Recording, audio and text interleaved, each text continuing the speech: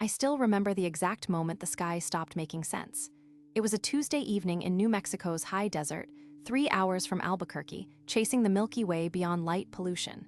Sage and distant rain hung in the air. The silence was absolute. I could hear my heartbeat against the red rock surrounding me.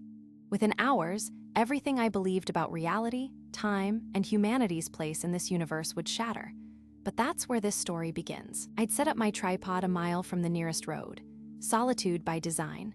The stars came slowly at first, then the entire galaxy erupted, a river of silver light that stopped my breath. I felt that particular loneliness that comes when you realize how impossibly small you are. Beautiful and terrifying. My camera clicked on its timer while I wrapped a blanket around my shoulders and leaned against my truck, simply watching. I was completely unprepared for what would interrupt that peace. That's when I saw it, a deep emerald light pulsing with deliberate intelligence across the horizon. Not a star, not a plane. I stood so fast I knocked over my coffee. My hands shook before my brain understood why. The light stopped. Just stopped, mid-sky, the way nothing natural stops.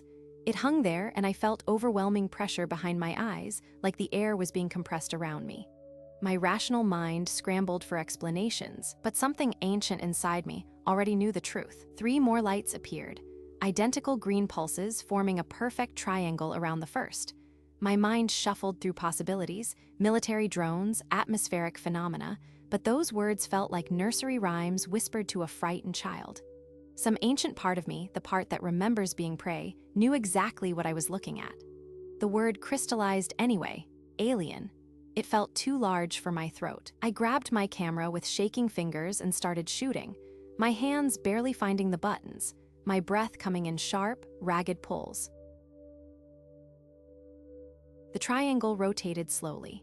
A subsonic hum vibrated through my boots up my legs, settling behind my sternum. My camera went dark. My phone went dark. My truck's headlights flickered and died. The desert went absolutely silent. No wind, no insects, no distant coyotes, just that hum I felt more than heard. I stood in total darkness except for 4 green lights, and I have never felt more profoundly alone and simultaneously more observed. Like a specimen under a microscope, the size of a continent. The lights descended slowly, gracefully, mechanical patience that felt genuinely alien. Not an attack, something curious. Something that had seen 10,000 planets and was simply adding mine to the collection. They settled behind a ridge 400 yards away, and the green glow intensified until the desert looked like the bottom of a shallow ocean. I should have run. Every rational instinct screamed to run, but I didn't. I walked toward the ridge. I cannot fully explain why. It wasn't bravery. It felt like gravity, like something had gently redirected the part of me that makes decisions, and what remained was just a body moving forward through the darkness. At the ridge's crest, I looked down into a basin and saw 3 craft on the ground, roughly triangular, 40 feet across, surfaces that absorbed light rather than reflected it. Around them moved 7 figures. Tall, slender. Their movements were subtly wrong, like footage at 93% speed. I felt no terror. That terrifies me now. Instead, a warm, pharmaceutical calm wrapped around my panic and smothered it completely. I've spent 3 years trying to find words for what I witnessed that night. One of them turned and looked directly at me. I know that sounds like every overused alien cliché, but it happened. In that moment, I experienced something I can only describe as information. Not words, not images, but sudden understanding of something enormous my brain couldn't retain. Whatever they communicated in that fraction of a second dissolved like a dream. I was being shown something fundamental about the nature of time itself. What I retained was this feeling. An overwhelming, grief-soaked, humbling feeling that time is not what we think it is. That what we experience as linear history is something closer to a single object, vast, dimensional, that can be examined from any angle. I felt in my body the weight of that concept. I understood, without words, that every moment in human history exists simultaneously. That causality might be an illusion imposed by our limited perception. That past and future are not destinations we travel toward, but coordinates on a landscape we can see all at once. I sat down in the dirt on top of that ridge and wept, not from fear, from something that felt uncomfortably close to recognition, to remembrance. When I looked up, they were gone. The craft, the green light, the desert insects flooded back in like someone had hit play on a paused recording. My truck's headlights flickered on behind me. My phone showed 47 minutes had passed. My experience felt like 10, maybe less. 47 missing minutes. That discrepancy became everything, the one piece of external, measurable evidence that something genuinely inexplicable had occurred. I drove back to Albuquerque with both hands locked on the steering wheel, radio turned up loud, not for entertainment, but for the specific comfort of human voices. Talk radio, music, anything that confirmed other people existed, other minds, other lives continuing in normal reality. I didn't stop once. No bathroom breaks, no coffee. Just darkness at 70 miles per hour, knuckles white on the wheel, surrounded by the noise of humans saying normal things about normal concerns. When I got home at 2 in the morning, I sat in my truck in the driveway for an hour before going inside. I checked my camera at 2 in the morning, hands shaking as I connected it to my computer.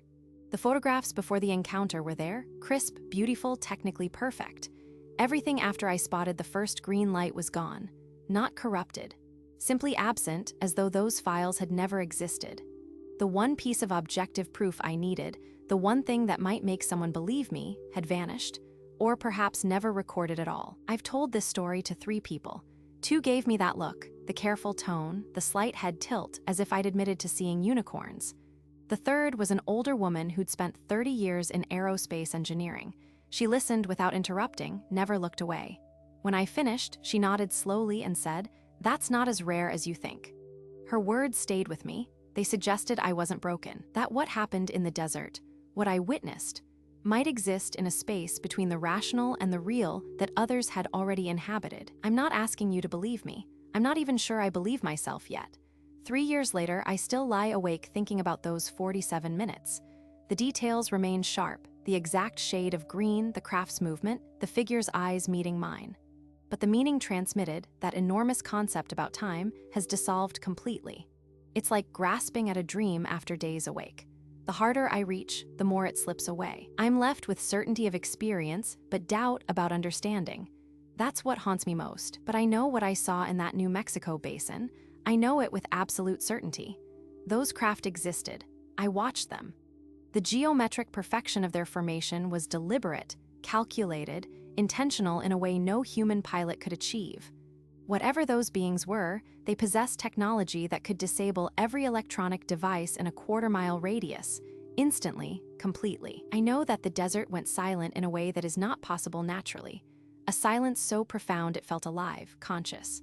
And I know that somewhere in those 47 missing minutes, something ancient and incomprehensibly intelligent was curious about a frightened human being sitting alone in the desert. That curiosity was real. That contact was real. That moment was real in a way the photographs, the evidence, the recordings no longer are. I know with absolute certainty we are not alone. There are beings who traverse the dark between stars. They observe us. They have observed us across all of recorded history. That knowledge carries a weight that never fully settles. Some days it feels like a burden. Other days, like an answer to humanity's oldest question. We were visited.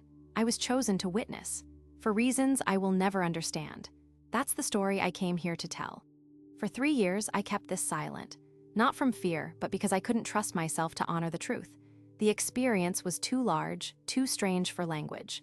I feared telling it would diminish something cosmic into mere anecdote. But silence felt like betrayal. Those beings witnessed me across the gulf between species and saw me as worth knowing.